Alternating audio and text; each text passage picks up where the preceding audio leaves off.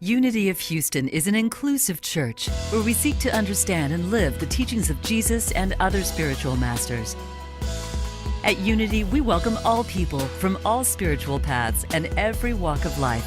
We celebrate the diversity of our city and of our world, and we teach love, tolerance, and oneness, seeking to live in harmony with open minds and open hearts. Wherever you are in your spiritual path, you are always welcome at Unity. Join us and discover that the life of your dreams is already within you.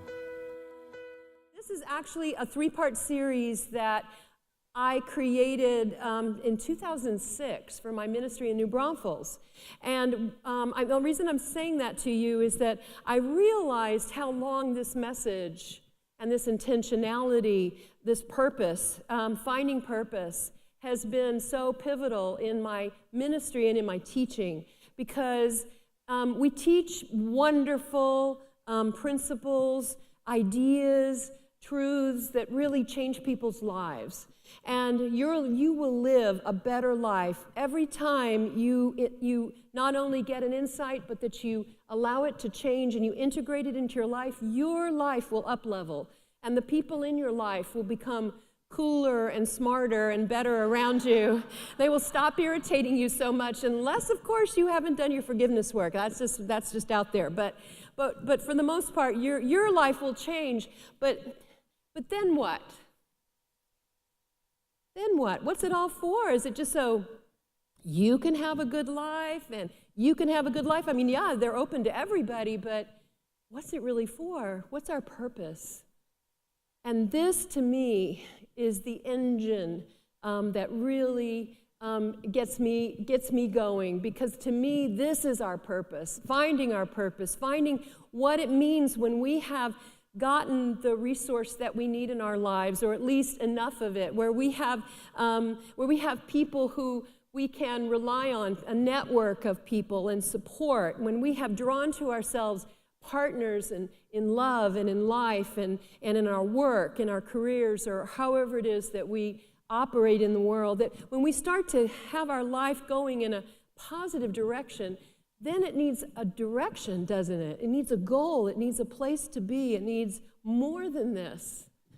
And to me, this is very likely a lifelong process. It's not a new career necessarily. And it's not necessarily a way that you make money at. Can be, but it always is. What is leaning in your heart? Where is your heart leaning? What is calling to you? What is pulling you by the heart? What is pulling you from your chest out into the world, that you really have to be about that, or be involved in it, or learn about it, or get your hands into it in some way? That's how you know what's next for you.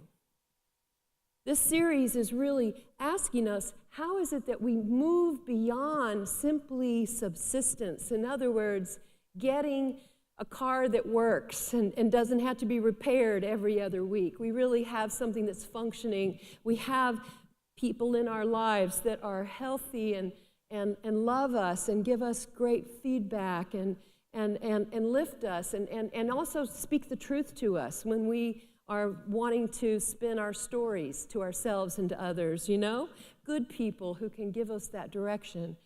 As we kind of get ready for that, what is next for us, and how is it that we can move? What was your stone? If those of you who did this, the white stone, what was your word? What is calling you into 2019? Allow that word, that phrase, if it's an image or a picture, some people get it that way, however you do, keep it where you can see it and watch and see every now and then, how does it change? The meaning of that change, depending on what's going on in your life at any given time. You'll see throughout the year, it is so much more than you thought it was when you first wrote it down. But Jesus actually has a very handy set of teachings that are conveniently put together in Matthew chapter 6 in just about 10 verses.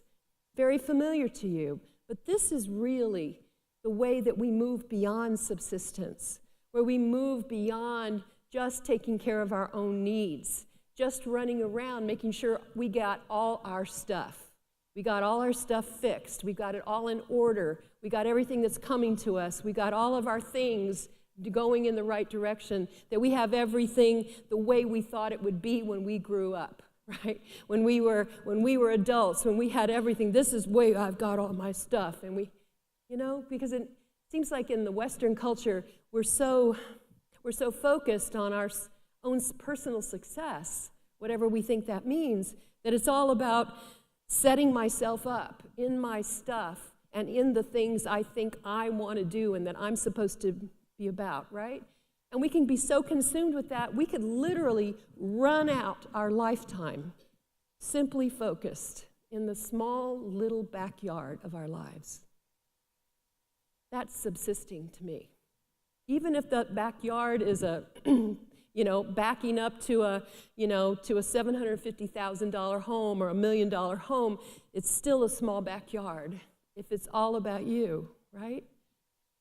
So if we're thinking about how is it that we would move, here's what I want to first of all free you of the notion that your job is to just take care of your needs and just take care of you. Listen to this.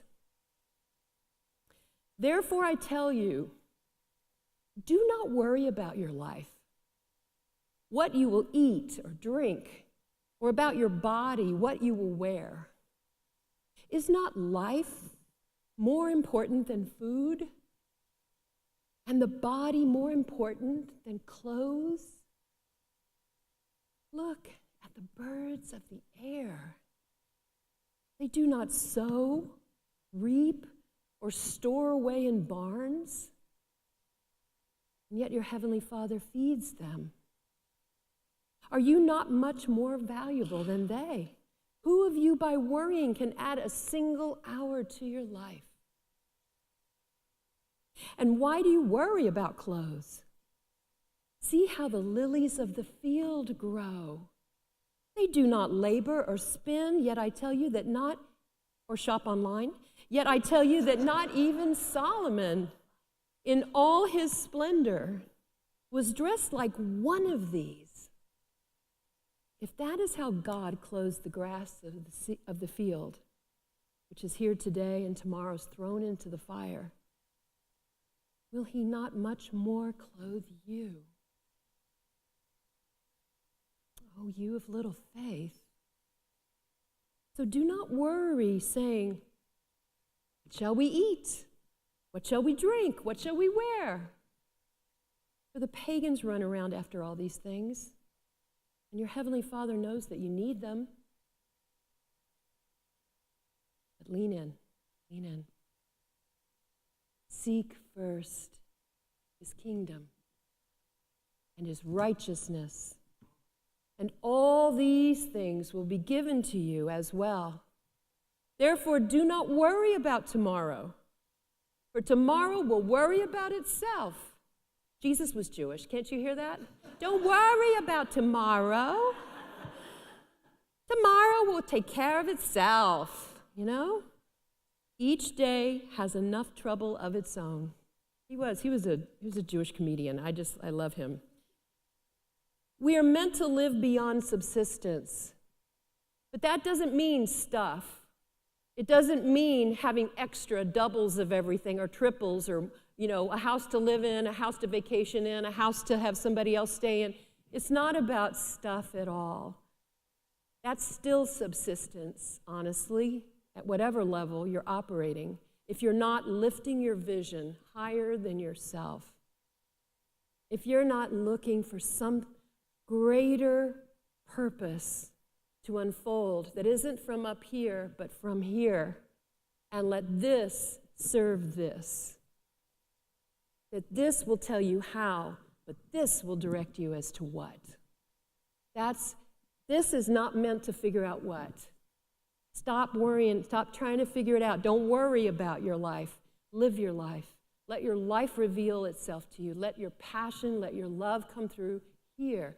What makes your tail wag when you see somebody doing something you want to do, or something you a long time ago wanted to do, but you gave up on it because, you didn't get the degree or something, if there's still a desire of the heart for that, you ain't done yet. You have not finished your purpose this lifetime, and don't run out the clock until you do. Find it. Do it. Volunteer doing it. Run around and assist people who are doing it. Get in the energy of it. Do whatever you can do to be of it. Because even if you are of it or in it or doing it for a moment, you are complete in the big scheme of life. Do you understand what I'm saying? You can't say, well, I've only got 10 more years at best to be working in my field. Why would I go get a degree? It's like, because this is before you, because this is undone in you, because 10 years. How can you even measure that? You have no idea how much experience in life can happen in a few years. If you've ever done it for 10 minutes, you have done it. How many of you ever saw Elvis Presley? I'm sorry, okay. Or somebody really super cool to you, whoever that is. Elvis wasn't that special to me, but I'm just saying for a lot of people. Anyway, something very cool. Carol Channing, yes, as she just passed. If you saw her on TV, you saw her. What I guess I'm saying is that the experience of it marks you. If it's significant and important, it marks you, doesn't it? You remember the time X happened, or that experience happened, or that show you saw, or that play, or that book you read, or something that really touched you and changed you. You remember it, and it marked you. And it didn't take 10 years, and it didn't take a certain length of time to make it worthwhile. It took a holy instant. It just took a moment of realization that this mattered, and suddenly you had an insight. Do you see that? That's what your life is. That's what Jesus is talking about.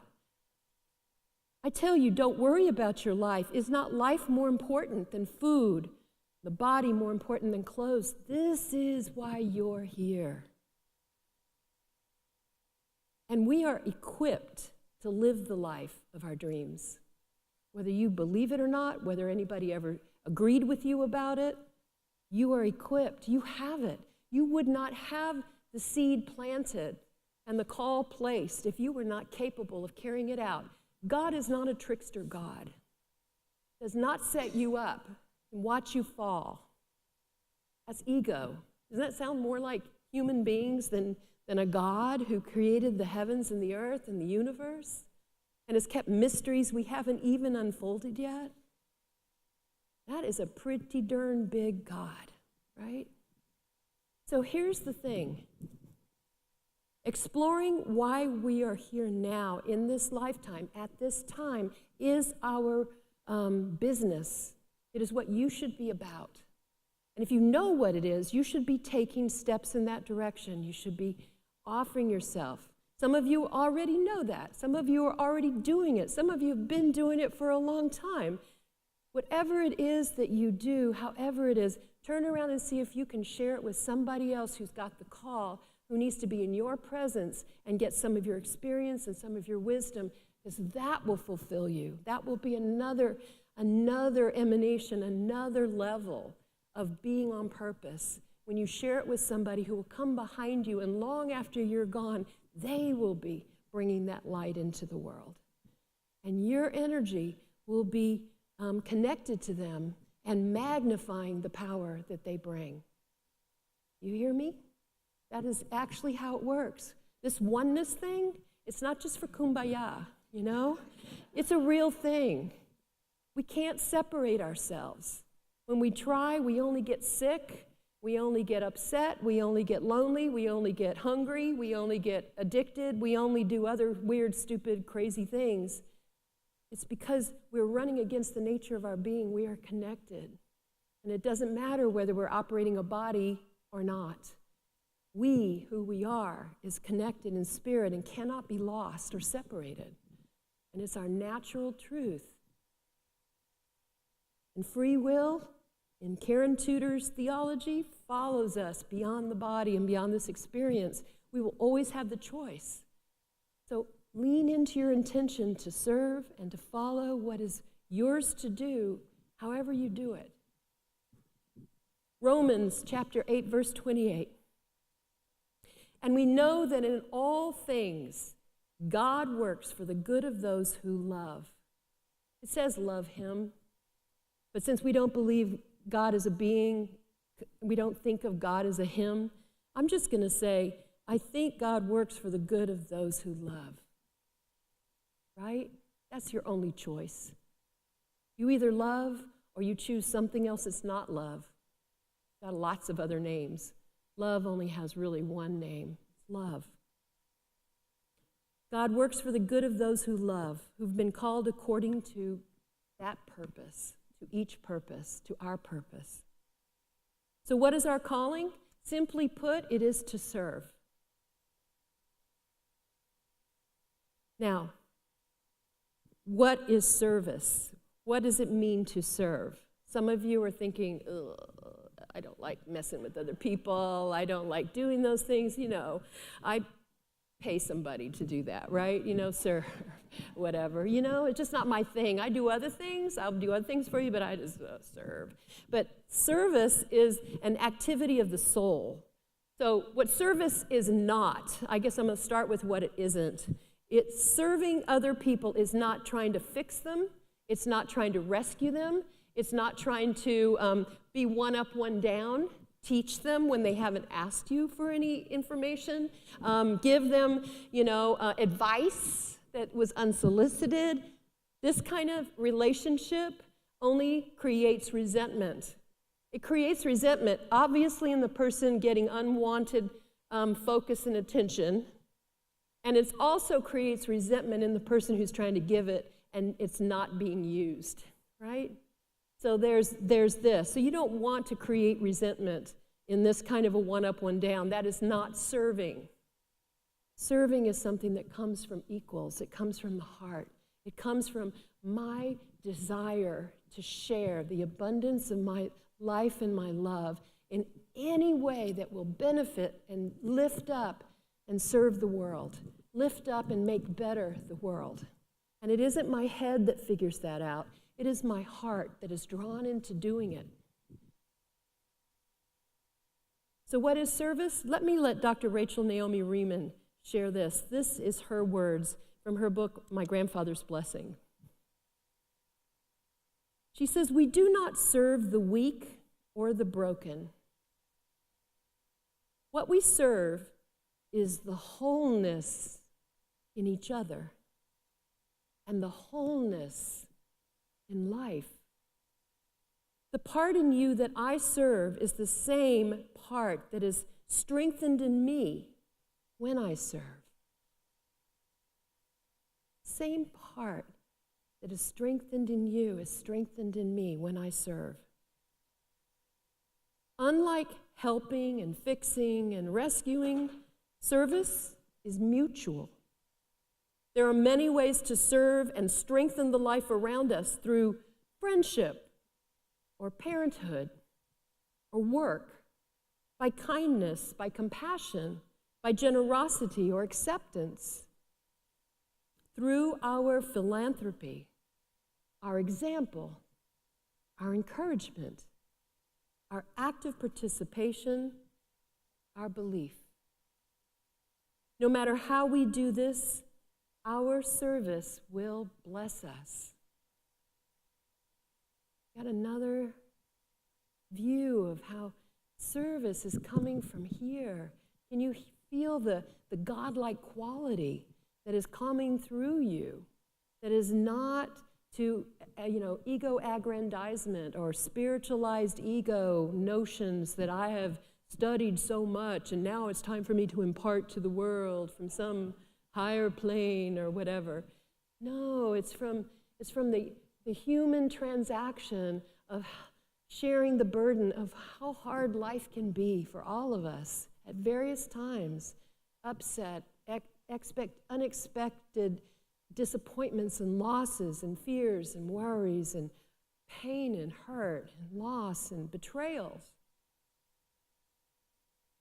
And amazing beauty and joy and fruits of our hands, things that we have learned how to make and can give out of our love, the things that we can do and speak and share with others, the people that will come through our bodies if we're women and through our lives if we love.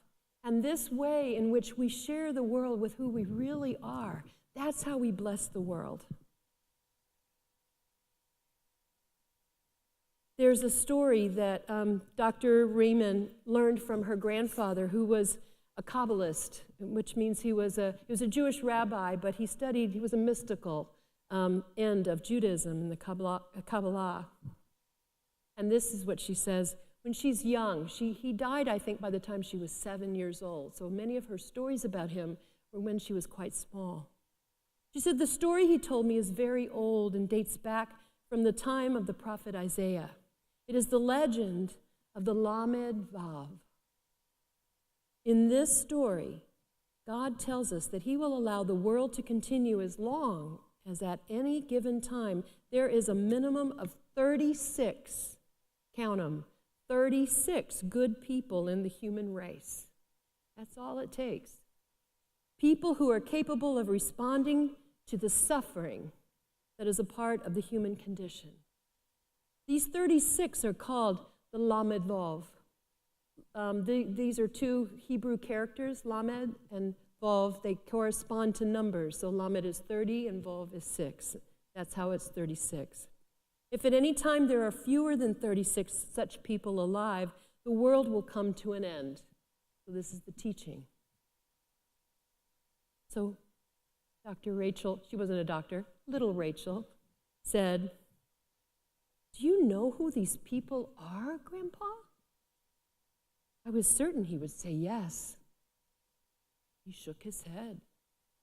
No, Neshumale, he told me. Only God knows who the Lamedvovniks are.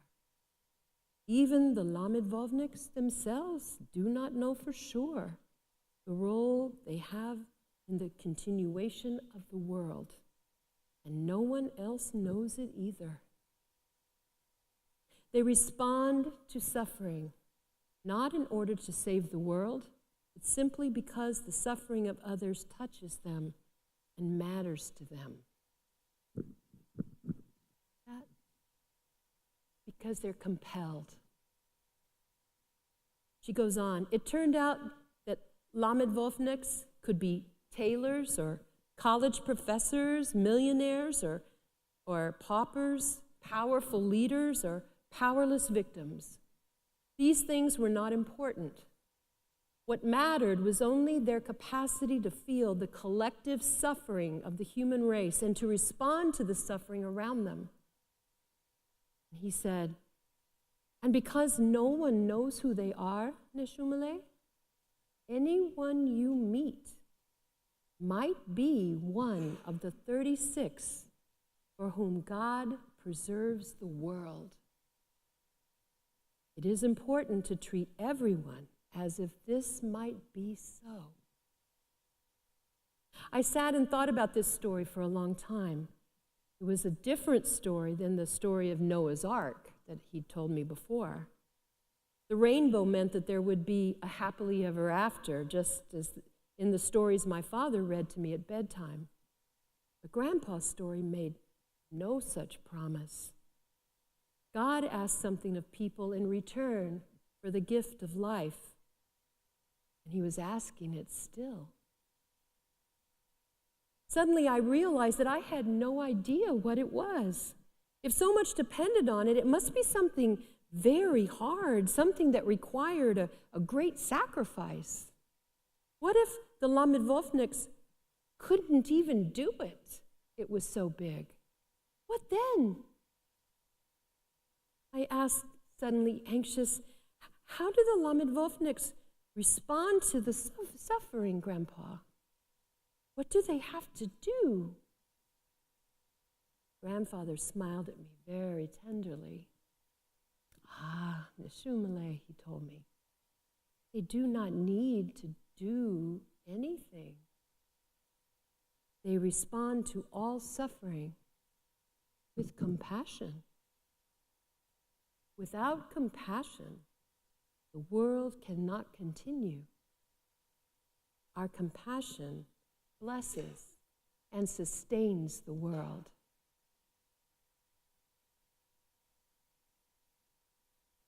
Lamivovniks, they're everywhere. And the idea that we are each seated with that calibration, that equipment of the heart to respond to pain or to loss of our own first, and then as we grow and as we become capable and more competent in our lives, we also have the capacity to look around us and to feel for others and to share in their losses, their sadness. And being careful not to take it on as our own. It's important for us to allow them to have their experience, but to stay close by in spirit, in heart, in prayer, in love, and above all in service, just as we would want others to do that for us. She also told one other story, and this was very interesting to me, and I want to share this story with you too. It comes from the same book. There was a young doctor who back in the 1980s, was treating AIDS patients. And this was before the protease inhibitors and some of the drugs that were finally discovered to treat AIDS, to take it from being a death sentence to being a chronic illness. And during the time that he was treating these patients, every one of them died. Every one of them. No matter what he tried, no matter what he learned, no matter how much education he had, his patients, one by one, inevitably died. And being a Buddhist, what he would do when a patient would die is he would go home and light a candle and keep that candle lit for 30 days in observance of this life that had passed through his. And he would pray for their spirit with their soul. He would hold them in his memory. That would be his way of mourning them. He did that with every single patient. Many years later, when he was speaking with Dr. Rachel Naomi Riemann, he reflected on that time, and he realized then, with many years later, that where he had felt like he had failed his patients, no matter what he tried, no matter how hard he tried, no matter what tools he'd been given, he wasn't prepared, he wasn't equipped to change this outcome for every one of those patients at that time.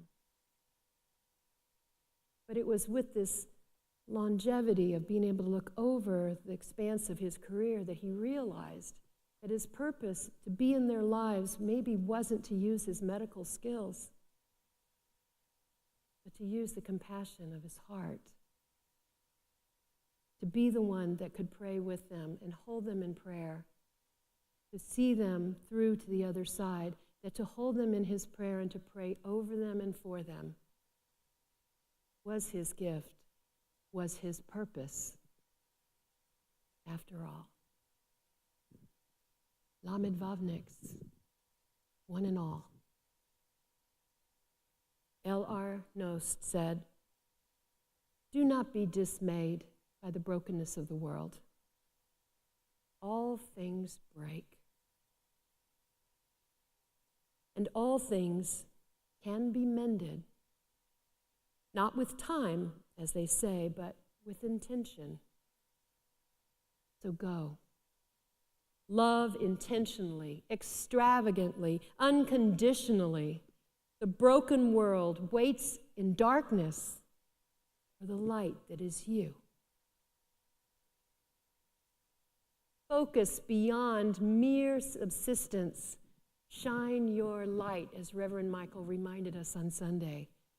That's your purpose. God bless you all. Thank you for watching this message today. I'd like to invite you to join us in person here on campus at Unity of Houston for Sunday morning or Wednesday evening services. If you can't be with us here on our campus, you can still join us live on Facebook or on our website, unityhouston.org, Sunday mornings at 11 a.m. Central.